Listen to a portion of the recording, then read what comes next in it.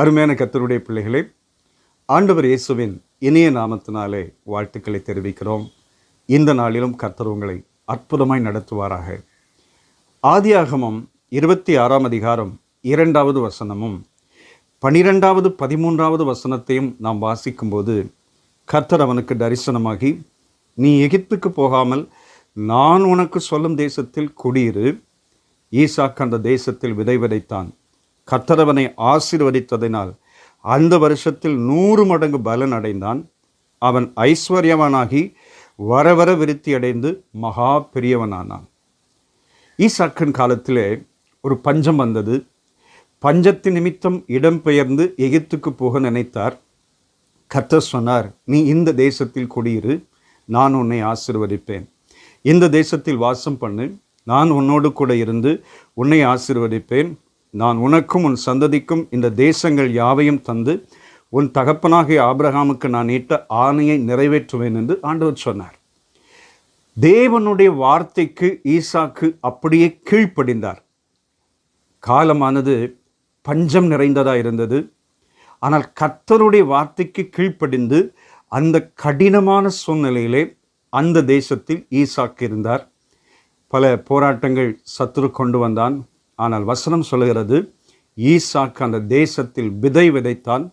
கர்த்தர் அவனை ஆசீர்வதித்ததினாலே 100 மடங்கு பலனை அடைந்தான். அவன் ஐஸ்வர்யவானாகி வரவர விருத்தி அடைந்து மகா பெரிய மனுஷனானான். பாருங்கள், கர்த்தருடைய வார்த்தைக்கு கீழ்ப்படியும் போது நமக்கு எல்லாம் சாதகமில்லாத சூழ்நிலையிலே, எதிர்மறையான சூழ்நிலையிலே, போராட்டமான சூழ்நிலையிலே கர்த்தருடைய வார்த்தைக்கு கீழ்ப்படிந்தால், கர்த்தருடைய வார்த்தையை அப்படியே சார்ந்து கொண்டால், நிச்சயம் ஈசாக்குக்கு என்ன கர்த்தர் செய்தாரோ அதை நமக்கும் செய்வார். ஆனால் நம்முடைய வாழ்க்கையிலே எல்லாம் சாதகமாக இருக்கணும். எல்லா சூழ்நிலையும் நமக்கு சாதகமாக இருந்தால்தான் இன்னும் அதிகமாக ஜெபிக்க ஆரம்பிப்போம், தேவனை தேட ஆரம்பிப்போம். எதிர்மறையான காரியங்கள் நடக்க ஆரம்பிக்கும் போது சோர்ந்து போய் புலம்ப ஆரம்பித்து விடுவோம். நாம் அப்படி செய்யக்கூடாது.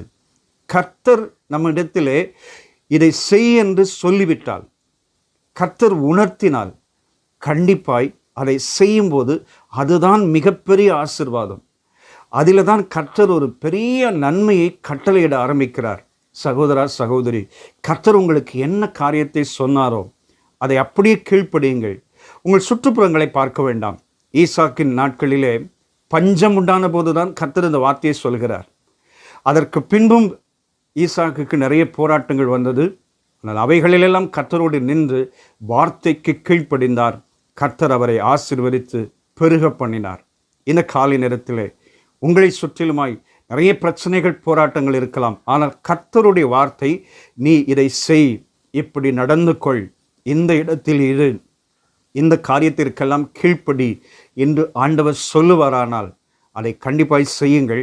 அதுதான் உங்கள் வாழ்க்கையினுடைய மிகப்பெரிய ஆசீர்வாதத்துக்கு, கர்த்தர் உங்களை நடத்துகிறதற்கு, அற்புதங்களை செய்கிறதற்கு மூல காரணமாக இருக்கும்.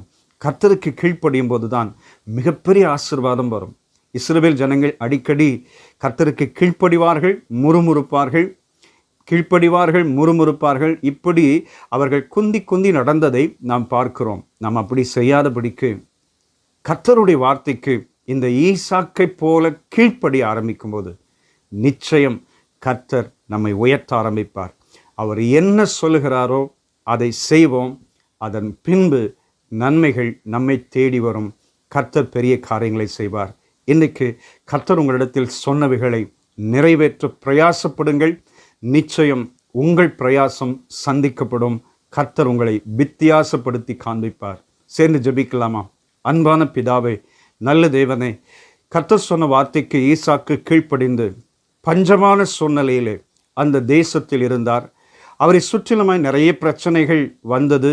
ஆனாலும் கர்த்தரோடு இருந்தபடினால் அந்த தேசத்தில் கடினமான சூழ்நிலையில் பஞ்ச காலத்தில் விதை விதைத்த போது 100 மடங்கு பலனை பெற்று ஐஸ்வர்யவானாகி மகா பெரிய மனுஷனாய் மாறினார் என்று நாங்கள் வாசிக்கிறோம். அதே போல கடினமான சூழ்நிலைகளில் உம்முடைய பிள்ளைகள் உம்முடைய வார்த்தைக்கு கீழ்ப்படிந்து நடக்கும்போது கர்த்தாவே அதற்குரிய பிரதிபலனை தந்து நன்மையினால் திருப்தியாக்கி சந்தோஷப்படுத்துவீராக.